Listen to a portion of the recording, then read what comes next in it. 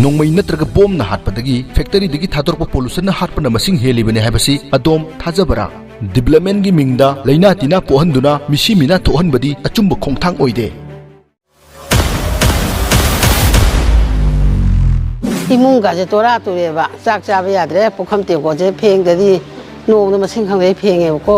Stone Cancer tabasi tari ni palai hai adu dunani noi jom tong kudingi noi kitini peloi ba heart patient lai ba adu ita ga ju khong do ko ha ba ga samana lai ro no noi le no sak kro ha ba ga samana ya ba moi si kai tok salak kai aso asang ju ma re hojik ti paisa pai mi chang noi chang ni lai ba mi chang chang no mi lai te loina mak uful wai ful mayam duna log da punjale ising mayam du chendara ani mayam na club ki member adi leader sing na sanga ga haiba matam na moi se mana na tabidre yam ware laibada aidi hong ghage bo khanjay isa sida isa isu sing jina lok se isa no pa ju se lok se sok phat phat adi sai lo sing da ju adu dum sijinai ba adu haiba jaga du loi phunjan gare hojik thong thong naw si leirani mathak ju da plastic amamam napsal laga thame ba phun changak ta nabagi da makta koksin seliba phi duna amchu khumjale natraga di akoi habana akoi ji thabak su bangam de misi mina mihat mipungi JC sembadi tatana tai pollution gi mayokta semba JC di pakna taram khiroi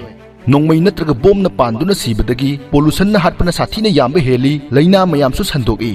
development gi mingda isagi lam leire paisa paire na yumlakta stone crusher hangjinba khunga nakna brick farm tokshin ba haibasi loan asu yade miyobigi licha chunatte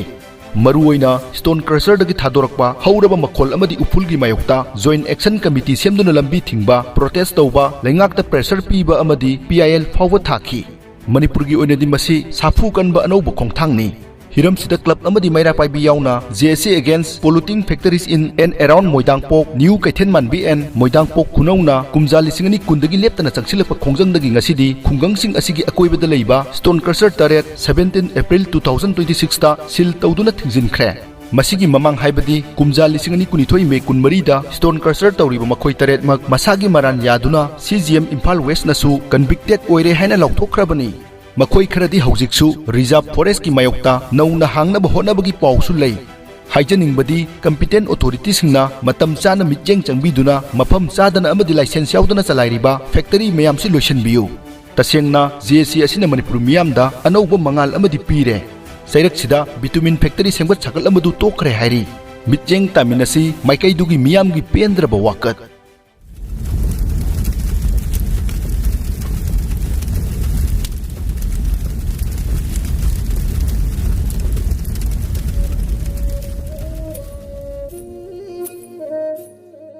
Ima haujik thengnariba khudong chadaba je kari kari khangde ka haibam khangde upun nam mang da yum la yadre imung ga je tora tureba chak chaba yadre pokham te go je pheng dadi nong na masing khang dei pheng e ko ichioi ngasi mayam afam jida sumaina tinbirami je kari gi damaktano Haujik se khoi Moidangpok sida nung takpagi jaga singsi masing thingamdana laisalakwa aduga sigi mathak sidai sida amuk koila lonba ama hana yaurami yes infra na hairiba company sigi tawraga adusu mu aikoina mayam sangdana honaraga adudi thingkhre aduga adugi matungdagi amuk haujik se ashram aina Keithelmanbi gi jaga sida lairiba sidagi ashram gi makharom thangba saita bitumin koila lonbagi kano company ama mu lingkhalakpa sigi maruina thim ani seida khoi mayam sida punjaban chakhot khongthang gi thabak sida ichi hoina pen rije pam rije karino chakhot pa khongthang gi thabak ni yum ama saba matam da se laingoi nung loinamang changi haibado akoi chu khangi adubu aikoina tawriba ngasai gi industry mayam je thingjabagi wafam din nateba aikoina haibana atopa side amada mi ta daba inhabited oiba jaga mi ta daba jaga amada ngasai gi nung takpham koila lonbagi jaga do tawbiyo haibaneba aikoina sidaida inak nakpa highway siga samnana leiba jaga sida nung takpagi jaga je industry je linkhalle aduga mi ta nariba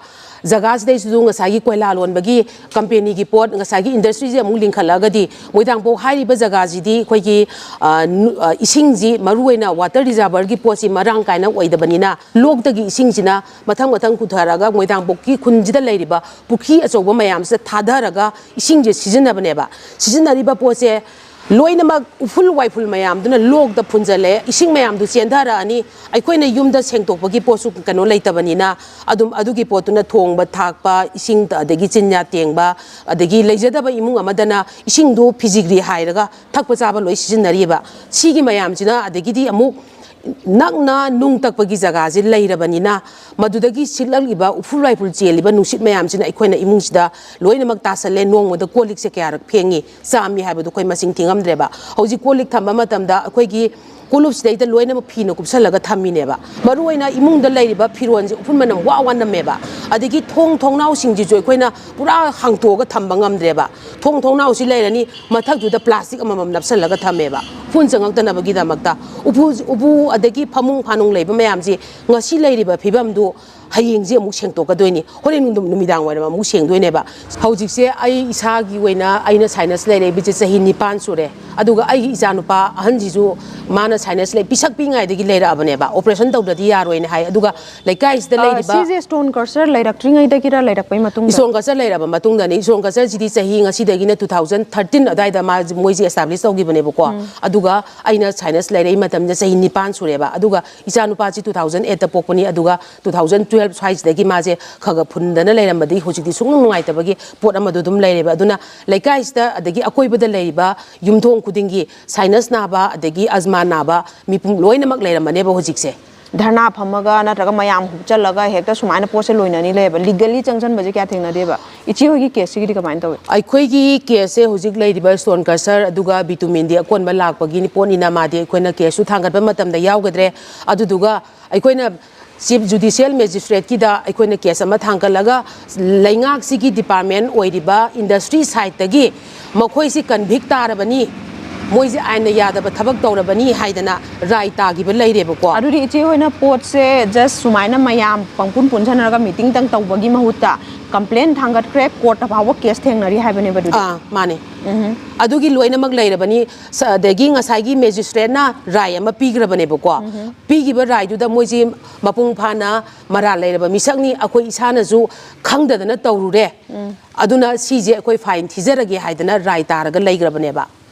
Ados day the Kamina, Langaki, Wadiba, industry. Kanga Taurure, Hiraga fine to Tira. Tigre, Adugi Matung, the Kanga than a Tauruba, how did you find Tirabani, Dum Taudarage, Habagi Polagira. Adugi poti am the lady Moy Masana, I quite Isana, Kanga than a Tabasita Rubani, a quite Toxerage, Sarkar, Toxerage, Habagi Potama, High Grabaneba, High Grabamatunda, Nungsemu Makata and Tactare. Adu the Moina Yaya in a Toropanina, Quailalon, Begi Potama Mulak Paneba. Adu Moina Masana Tori, but Tabaxidesta, I quite Iran zit lady Yazare fine, Tizer again, a tigre, Tiraba Matunda Amuk, Moina Yazagiba Marandu, Kongoinaraga. Makata and Nungzedum Taktare, Taktari Baposi, Equina Industry Department, Amu, See Taraga, inspection of Mulame, Macoina fine Tira Makata 2022, 22 the Moy Makata and Tauroi high grab Poneba. What? In a stone cursors in a Maramoira can the Hakjang the Nungaitaba, Imunda Karikari Tinabi. Stone cursors in a Black Pasidegi, Toro Pasidegi, Aigi Imunda, Aigi Purobesi, there is Staure, Kitrianimo Pelore. Hanama Karimta Toromanate, Nishasabanate, Quamzade, Kainiamzade, Utapanate, Jurutapanate, Ado Hojima, the resistor was a Umsure, Ado Moidangpok, Lady, the resistor was Pisenza, Hujini Pansure, Aduga, Hojixida, the resistor river, Pisenza, Moy Ahuma later. Aduna Maram Oidana, Aqua Stone Caserse, Yaribe Makai, Masi Atuba Matamda. Tohanba, Sineba, Akogi Asase. Ini adudi kidney failure baze. Sumana stone cursor dagini habize kamana kambiri no doctor na hara kibul. Doctor na harapa. Doctor se sarbozen haire, saribol haire, aduga aina hoje hoje dare sister riba mapam khabai shogi babinagi puriba sarajes na so haire. Nuigi lamduda.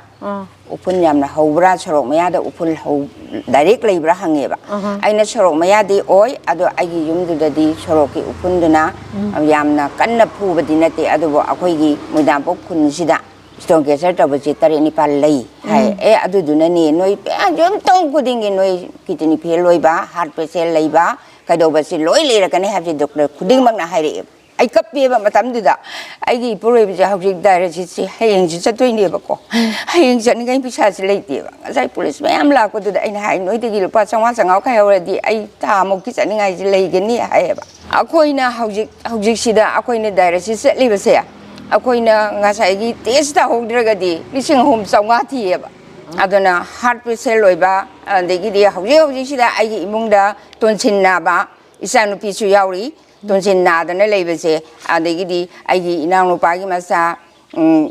ꯍꯧꯖꯤꯛ ꯃꯥ test ꯇꯧꯔꯨꯕ ꯃꯇꯝꯗ ꯍꯥꯔꯠꯁꯤ ꯕꯦꯔꯥ ꯂꯩꯔꯦ ꯍꯥꯏꯕ ꯌꯥꯎꯔꯛꯑꯦ ꯑꯗꯨꯁꯨ ꯑꯗꯨꯝ ꯁ꯭ꯇꯣꯟ ꯀꯔꯁꯔꯒꯤ ꯎꯐꯨꯟꯁꯤꯒ ꯃꯔꯤ ꯑꯗꯨꯝ ꯂꯩꯅꯩ ꯍꯧꯖꯤꯛꯁꯦ ꯃꯣꯏꯅ ꯍꯧꯖꯤꯛ ꯐꯪꯁꯟ ꯇꯧꯔꯛꯇꯕꯩ ꯋꯥꯅꯤ ꯐꯪꯁꯟ ꯇꯧꯔꯛꯑꯒꯗꯤ ꯈꯪꯒꯅꯦꯕ ꯃꯦꯗꯥꯝ ꯍꯣꯏꯁꯨ ꯄꯨꯔꯥ ꯂꯩꯆꯤꯟ ꯊꯥꯕꯗꯧꯅ ꯎꯐꯨꯟ ꯃꯌꯥꯝꯁꯤꯡꯁꯤꯅ ꯇꯧꯋꯦ ꯍꯥꯏꯕ ꯑꯩꯈꯣꯏꯅ ꯌꯦꯡꯕ ꯃꯇꯝꯁꯤꯗ ꯉꯁꯥꯏꯒꯤ ꯎꯐꯨꯟꯁꯦ ꯄꯨꯔꯥ ꯂꯩꯆꯤꯟ ꯊꯥꯕꯗꯧꯅ ꯇꯧꯋꯦꯕ ꯃꯣꯏ ꯆꯞ ꯃꯥꯟꯅꯅ ꯇꯛꯂꯛꯑꯒꯗꯤ ꯑꯗꯨꯅ ꯂꯧ ꯂꯣꯛꯄ ꯃꯇꯝꯗꯁꯨ ꯍꯧꯖꯤꯛ ꯃꯦꯆꯤꯟꯅ ꯈꯔ ꯈꯥꯎꯈꯤꯕꯩ ꯋꯥꯅꯤ ꯃꯦꯆꯤꯟ ꯇꯧꯗꯕ ꯆꯪꯕ ꯌꯥꯗꯕ ꯃꯐꯝꯗꯨꯗ ꯃꯤꯅ ꯈꯥꯎꯕ ꯃꯇꯝꯗ ꯑꯩꯈꯣꯏ ꯃꯥꯛꯁ ꯎꯞꯇ꯭ꯔꯗꯤ ꯉꯝꯗ꯭ꯔꯦ ꯃꯥꯛꯁ ꯎꯞꯄꯅꯤ ꯃꯥꯛꯁꯇꯨꯒꯤ ꯃꯊꯛꯇ ꯑꯩꯈꯣꯏꯒꯤ ꯀꯣꯛꯁꯤꯠ ꯁꯦꯠꯂꯤꯕ ꯐꯤꯗꯨꯅ ꯑꯃꯨꯛꯁꯨ ꯈꯨꯝꯖꯤꯜꯂꯦ ꯅꯠꯇ꯭ꯔꯒꯗꯤ ꯑꯩꯈꯣꯏ ꯍꯥꯕꯅ ꯑꯩꯈꯣꯏꯁꯤ ꯊꯕꯛ ꯁꯨꯕ ꯉꯝꯗꯦꯕ ꯁꯤꯅ ꯃꯔꯝ ꯑꯣꯏꯗꯅ ꯑꯩꯈꯣꯏ ꯁ꯭ꯇꯣꯟ ꯀꯦꯟꯁꯔꯁꯤꯡꯁꯦ ꯂꯦꯞꯈꯤꯅꯕꯒꯤꯗꯃꯛꯇ ꯑꯩꯈꯣꯏꯅ ꯁꯔꯀꯥꯔꯗ ꯍꯥꯏꯖꯕ ꯇꯧꯖꯔꯨꯕ ꯃꯌꯥꯝꯁꯤꯡꯁꯦ ꯐꯅꯌꯥꯝ ꯍꯥꯏꯔꯦ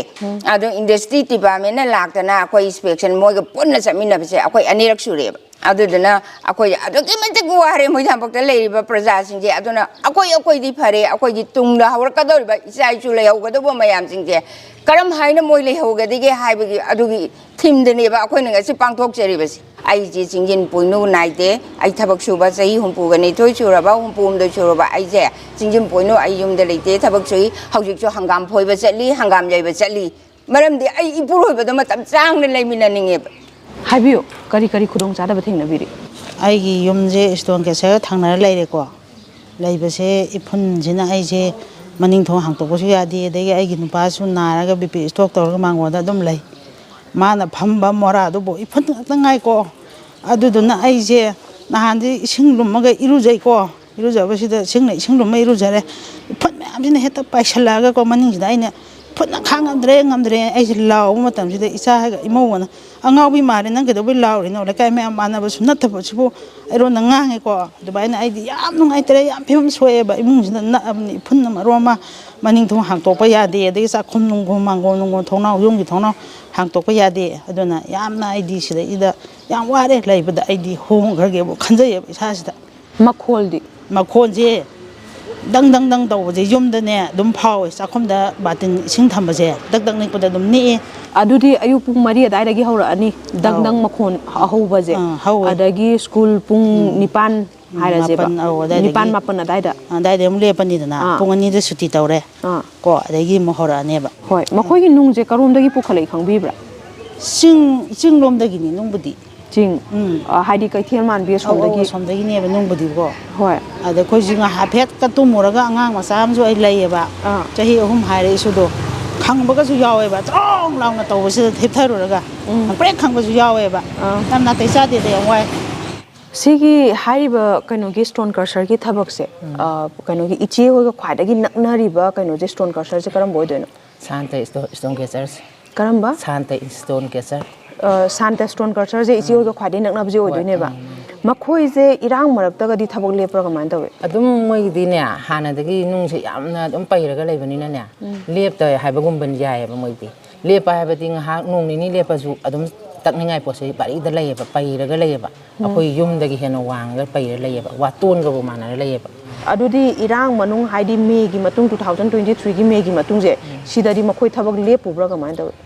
ꯂꯦꯞꯇꯦ ꯃꯔꯛꯇꯅꯦ ꯑꯗꯨꯝ ꯈꯔ ꯂꯦꯞꯄꯤ ꯑꯗꯨ ꯑꯣꯏꯇꯥꯔꯁꯨ ꯃꯣꯏꯒꯤ ꯅꯨꯡꯗꯤ ꯑꯗꯨꯝ ꯋꯥꯠꯇꯅꯕ ꯄꯣꯔꯛꯑꯦ ꯈꯪꯗꯦ ꯀꯗꯥꯏꯗꯩꯅꯣ ꯈꯪꯗꯦ ꯑꯩꯈꯣꯏꯅꯅꯦ ꯏꯔꯥꯡ ꯍꯧꯗꯅ ꯑꯃꯨꯛꯁꯨ ꯅꯨꯡꯁꯦ ꯂꯧꯊꯣꯛꯑꯅꯤ ꯍꯥꯏꯗꯅ ꯑꯃꯨꯛꯁꯨ ꯂꯣꯏ ꯂꯧꯊꯣꯛꯑꯅꯤꯅ ꯍꯥꯏꯅ ꯂꯧꯊꯣꯛꯏꯅꯦꯅ ꯒꯥꯔꯤ ꯑꯅꯤꯃꯨꯛ ꯑꯃꯨꯛ ꯂꯧꯊꯣꯛꯑ ꯑꯃꯨꯛ ꯇꯧꯔꯦꯀꯣ ꯑꯆꯧ ꯑꯁꯥꯡꯁꯨ ꯉꯥꯏꯔꯦ ꯍꯧꯖꯤꯛꯇꯤ ꯄꯩꯁꯥ ꯄꯥꯏꯕ ꯃꯤꯆꯪ ꯂꯣꯏ ꯆꯪꯉꯤ ꯂꯥꯏꯔꯕ ꯃꯤꯆꯪ ꯆꯪꯕꯤꯅꯣ ꯃꯤ ꯂꯩꯇꯦꯕ ꯏꯟꯗꯁꯇ꯭ꯔꯤ ꯗꯤꯄꯥꯔꯠꯃꯦꯟꯒꯤ ꯃꯤ ꯂꯥꯛꯑꯦ ꯏꯟꯁꯄꯦꯛꯁꯟ ꯑꯩꯈꯣꯏ ꯂꯣꯏ ꯆꯠꯂꯒ ꯌꯦꯡꯃꯤꯟꯅꯔꯨꯔꯦ ꯌꯦꯡꯃꯤꯟꯅꯔꯕ ꯃꯇꯨꯡꯁꯦ ꯑꯗꯨ ꯑꯩꯈꯣꯏ ꯊꯤꯒꯠꯅꯔꯕ ꯃꯇꯨꯡꯗ ꯃꯣꯏꯁꯦ ꯄꯔꯃꯤꯠ ꯑꯝꯇ ꯄꯥꯏꯔꯝꯗꯦ ꯑꯁꯨꯛꯀꯤ ꯃꯇꯤꯛ ꯐꯦꯛꯇꯔꯤ ꯆꯥꯎꯅ ꯃꯥꯅ ꯁ꯭ꯇꯣꯟ ꯀꯦꯆꯔ ꯇꯧꯔꯤꯁꯦ ꯄꯔꯃꯤꯠ ꯄꯥꯏꯔꯝꯗꯦꯕ ꯑꯗꯨꯗꯤ ꯄ꯭ꯔꯖꯥꯕꯨ ꯎꯁꯤꯠꯇꯕꯅꯦꯅ ꯂꯧꯖꯩꯑꯕ ꯑꯗꯨꯒ 9ꯁꯤꯒꯤ ꯃꯅꯨꯡꯗ ꯑꯁꯥꯅꯥꯏꯐꯝꯒꯤ ꯃꯃꯥꯡ ꯅꯥꯀꯜ ꯍꯥꯏꯇꯥꯔꯦꯀꯣ ꯃꯥ ꯈꯛꯇꯪ ꯁꯝꯕ ꯑꯣꯏꯅ ꯑꯃꯈꯛ ꯄꯔꯃꯤꯠ ꯄꯥꯏꯔꯝꯃꯦꯕ ꯑꯗꯨ ꯍꯧꯖꯤꯛ ꯃꯣꯏꯅ ꯄꯔꯃꯤꯠ ꯄꯥꯏꯔꯝꯃꯒꯁꯨ ꯁꯈꯤ ꯑꯩꯈꯣꯏ ꯃꯌꯥꯝ ꯂꯩꯕꯅꯤꯅ ꯌꯥꯔꯣꯏꯑꯕ ꯑꯗꯨ ꯏꯟꯗꯁꯇ꯭ꯔꯤ ꯗꯤꯄꯥꯔꯠꯃꯦꯟꯅ ꯑꯩꯈꯣꯏ ꯄꯔꯃꯤꯠ ꯄꯤꯔꯣꯏ ꯍꯥꯟꯅ ꯄꯥꯏꯔꯝꯗꯕꯅꯤꯅ ꯍꯥꯏꯕꯒꯤ ꯀꯩꯅꯣꯁꯦ ꯑꯩꯈꯣꯏ ꯂꯣꯏ ꯔꯦꯀꯣꯔꯗ ꯇꯧꯔ ꯂꯩꯅꯕ ꯄꯣꯠꯅꯦꯕ ꯁꯔꯀꯥꯔ ꯑꯅꯧꯕ ꯂꯥꯛꯄꯁꯤꯅ ꯃꯤꯠꯌꯦꯡ ꯆꯪꯕꯤꯔꯛꯇꯅ ꯑꯩꯈꯣꯏꯒꯤ ꯃꯇꯦꯡꯁꯤ ꯄꯥꯡꯕꯤꯔꯛꯄ ꯇꯥꯔꯒꯗꯤ ꯑꯩꯈꯣꯏ ꯑꯗꯨꯛꯀꯤ ꯃꯇꯤꯛ ꯍꯔꯥꯎꯖꯒꯅꯤ ꯊꯥꯒꯠꯆꯒꯅꯤ ꯃꯣꯏꯒꯤꯗꯃꯛꯇ ꯑꯩꯈꯣꯏ ꯁꯤꯕꯐꯥꯎꯗ ꯉꯝꯒꯅꯤ ꯍꯥꯏꯕ ꯑꯩꯈꯣꯏ RK ꯄ꯭ꯔꯗꯛꯁꯟꯒꯤ ꯃꯇꯦꯡ ꯂꯧꯖꯔꯒ ꯃꯅꯤꯄꯨꯔ ꯁꯤꯟꯕ ꯊꯨꯡꯅ ꯆꯥꯏꯊꯣꯛꯄꯤꯔꯦ ꯍꯥꯏꯔꯒ ꯃꯤꯠꯌꯦꯡꯁꯤ ꯑꯃꯨꯛꯇꯪ ꯊꯤꯡꯖꯤꯟꯖꯕꯗꯣ ꯑꯩꯈꯣꯏ ꯌꯥꯝ ꯄꯥꯝꯖꯩ ꯉꯁꯤꯒꯤꯁꯤꯗ ꯄꯨꯡ ꯑꯅꯤꯗꯒꯤꯗꯤ ꯑꯩꯈꯣꯏꯒꯤ ꯃꯅꯤꯡ ꯃꯌꯥ ꯊꯣꯡ ꯂꯣꯏ ꯂꯣꯜꯂꯦ ꯅꯣꯡꯃꯇ ꯀꯥꯡꯈꯟꯁꯦ ꯁꯨꯡꯍꯩ ꯍꯩꯒꯠꯇꯔꯦ ꯑꯗꯨꯒ ꯀꯥꯡꯈꯟꯁꯦ ꯂꯣꯏ ꯍꯩꯒꯠꯇꯔꯦ ꯎꯐꯨꯟꯁꯦ ꯏꯃꯨꯡꯁꯦ इसिंग बातिल अमना तैब काम कोनबसे इसिंग बातिल अनी चंगे अदुगा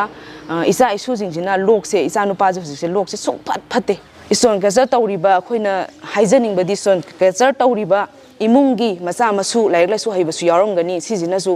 बाबा इमा उफुनजिंजे अखोइ उफुनजे कराइबो संदोइगे कराइबो मयामदा सोहल्लिगे हैबसे सिजु मचा ओइबसिंगसु इस्टोन कल्चर तौरीबा ममा मपासिंगसु आइदि हाइहन्निंगेना खल्ले नुंग तकफम जिबाउदा छेनाबा ngamnadringai matam stage da koila lonbagi pot ama mu hapsilakpa aduga chekon ama su mu yauksalakpa chekon jigi mathangda amuk hujiki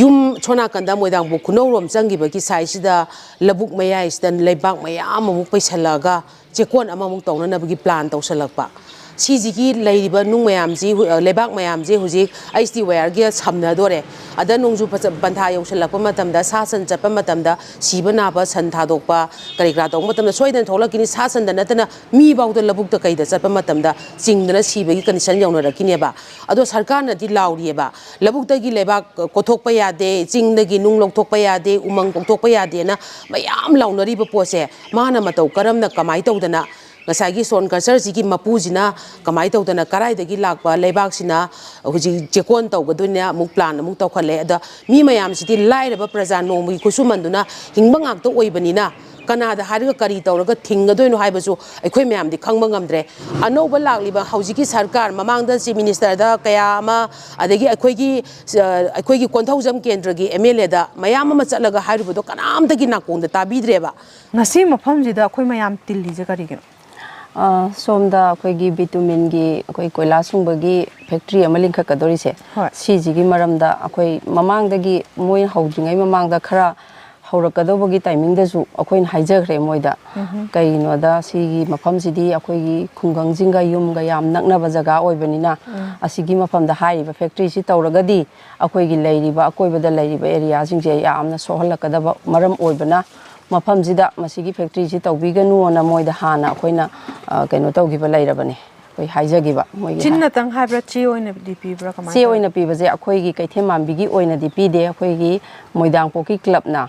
अखोइ पाउ फाउनरकांदा मोइना चे अमा पीरे अदुकांदुदा अदुइदी अखोइ पुन्ना अदुम चमिनबा याय हाइना दुमाइना अखोइगी नौना अखोइगी चेदी पिजदे अदुगा अखोइ हंजन हंजन चटलगा मोइददी अखोइ पुन्ना पुन्ना सागलगा हाइबदी अहुम मरी रक्सुरा अखोइ मियोइबना याम नकना हाइबदी सिगुम्बा फैक्ट्री जि लेरकांदा मियोइबदा सोहलकदबा मागी सराउंडिंग सिदा थोलकदबा ngसाइगी पोल्यूशन दा सोहलकदबा मयामसे सिगी जिगी खलकांदा अखोइना मफमजिदा याम अनकपा मफमददी हाइरिबा फैक्ट्री जे सुंथम थमनिंगदे अदुना हाइरिबा अतोपा जगादा खिदंग खुंगंग नतबा आइदि युम तादबा जगा अहांगबा जगादा असिगी फैक्ट्री लिंगबा याबा लेइदना सिगुम्बा जगादा ओइना तहनजनिंगे होय अरुगा हौजिग अखोइना फावरगा लाकवा मतमदा बिटुमिन लिंग कइनोगी फैक्ट्री जे सी अदुम फैक्ट्री हायर जे को होय सीगी फैक्ट्री जे मफम जे हाना कइनोगी लबुक ओइरमब्रा लमहांग ओइरमब्रा करि लबुक ओइना लेरमे परि ग्या मुनो हौजि लौसलि जे मोइना सेंग हायर कांदा मसे लौ परि अममुकी चांग ओइगदरा आई लौ परि अमुकोइने परि अहुमुकी मया चौरांगना दुमाइना दि ओइनी ओके अदुदी क्लियरेंस लेरमगना लौफमदा सागतपगी अयाबा पिरमबजिनेबको अदुगा अमुकसु याम नकना सिदा खुन तारिबनेबा खुनजे मियोय कयामुनो सिदा तारिजे इमुं कयामु चौरांगना मी युमजे सन्नीगा खरा हेनबा ओइगनी हाइदि अखोइ साइदि यामना कइनो तौबदि नते हाइदि खुंगंजे असौबा खुंगंग नतेबा हजिगी वादुगी मखा ताबदा हजि अंगांग मचा मचा लोक खुबा हौई अदि इफुन मयामजना अदि गाड़ी लाकपा मयामजिगी इफुनसिनासु लोक थुंगबदासु कोइगी लायेंगागसु कोइगी फबा ngamdaba इफुल वाफुनसिना अदुम चाबा हेमनबनिना अदुना लोक खुबा इशु मक्ता मबगदा लोक थुंगबजे लोक खुबा सुपत पत्तेबा डाक्टर दा पुखलगासु अदुना कोइ कारी ओइरकनी दो हजि खंगबा ngamdabaniना कोइना सिदा मोइना फैक्टरी मिलिंकनी हाबजे अखोइ सुया याजनिंगदे सिदा लेरिबा फैक्टरी जे अखोइ युमजिगा आइगे इसागे युम हाइतारेको असिगासु याम थिना नकनायेबको मसिदा होजे जे केसरगी उफुन मैफुन मया जिबोक्ता कनो तौबंगम दिङैदा सिगुम फैक्टरी अमा लागांदा सिदागी थादोरकद्रिबा माइखु ꯐꯠꯇ꯭ꯔꯕ ꯀꯩꯅꯣ ꯇꯧꯔꯛꯀꯗꯕ ꯃꯌꯥꯝꯁꯦ ꯑꯁꯤꯒꯤ ꯑꯩꯈꯣꯏ ꯁꯤꯁꯤꯗ ꯐꯦꯛꯇꯔꯤꯁꯦ ꯁꯨꯡꯊꯝ ꯊꯝꯅꯤꯡꯕꯒꯤ ꯑꯄꯥꯝꯕ ꯑꯩꯈꯣꯏ ꯂꯩꯔꯤꯕ ꯂꯩꯀꯥꯏꯁꯤꯅꯁꯨ ꯂꯩꯇꯦ ꯑꯗꯨꯒꯤ ꯀꯩꯊꯦꯜꯃꯥꯟꯕꯤ ꯈꯨꯟꯅꯁꯨ ꯄꯥꯝꯃꯝꯃꯣꯏ ꯍꯥꯏꯅ ꯈꯜꯂꯦ ꯑꯗꯨꯗꯨꯅ ꯑꯩꯈꯣꯏꯗꯤ ꯁꯤꯒꯤ ꯀꯩꯅꯣꯁꯦ ꯐꯦꯛꯇꯔꯤꯁꯦ ꯃꯌꯥꯝ ꯆꯪꯗꯨꯅ ꯊꯤꯡꯃꯤꯟꯅꯍꯧꯕ ꯉꯜꯂꯤꯉꯩꯁꯤꯗ ꯊꯤꯡꯍꯧꯕ ꯑꯃ ꯗꯔꯀꯥꯔ ꯑꯣꯏꯌꯦꯅ ꯈꯜꯂꯦ ꯑꯩꯈꯣꯏꯅ ꯈꯟꯕꯗ ꯃꯤꯑꯣꯏꯕ ꯑꯩꯈꯣꯏꯅ ꯁꯣꯔ ꯍꯣꯟꯕ ꯃꯇꯝꯗ ꯃꯁꯤꯗꯒꯤ ꯊꯣꯛꯂꯛꯀꯗꯕ ꯐꯠꯇꯕ ꯄꯣꯂꯨꯁꯟ ꯃꯌꯥꯝꯗꯨꯅ ꯑꯩꯈꯣꯏꯁꯦ ꯂꯥꯏꯅꯥ ꯈꯛ ꯅꯠꯇꯦ ꯇꯨꯡꯗ ꯑꯣꯏꯔꯛꯀꯗꯕ ꯏꯆꯥ ꯏꯁꯨꯁꯤꯡꯁꯤꯁꯨ ꯑꯐꯕ ꯑꯃꯠꯇ ꯍꯧꯔꯛꯑꯣꯏ ꯍꯥꯏꯕꯁꯦ ꯑꯐꯕ ꯑꯃꯠꯇ ꯑꯣꯏꯔꯛꯑꯣꯏ ꯍꯥꯏꯕꯁꯦ ꯃꯁꯤ ꯍꯥꯏꯖꯅꯤꯡꯉꯤ ꯑꯗꯨꯒ ꯂꯩꯀꯥꯏꯁꯤꯗ ꯂꯩꯔꯤꯕ ꯃꯌꯥꯝ ꯑꯁꯦ ꯁꯤꯒꯤ ꯐꯦꯛꯇꯔꯤꯁꯦ ꯍꯧꯔꯛꯄꯗꯒꯤ ꯃꯌꯥꯝꯅ ꯀ꯭ꯂꯕꯀꯤ ꯃꯦꯝꯕꯔ ꯑꯗꯒꯤ ꯂꯤꯗꯔꯁꯤꯡꯅ ꯆꯪꯉꯒ ꯍꯥꯏꯕ ꯃꯇꯝꯗ ꯃꯣꯏꯁꯦ ꯃꯅꯥꯅ ꯇꯥꯕꯤꯗ꯭ꯔꯦ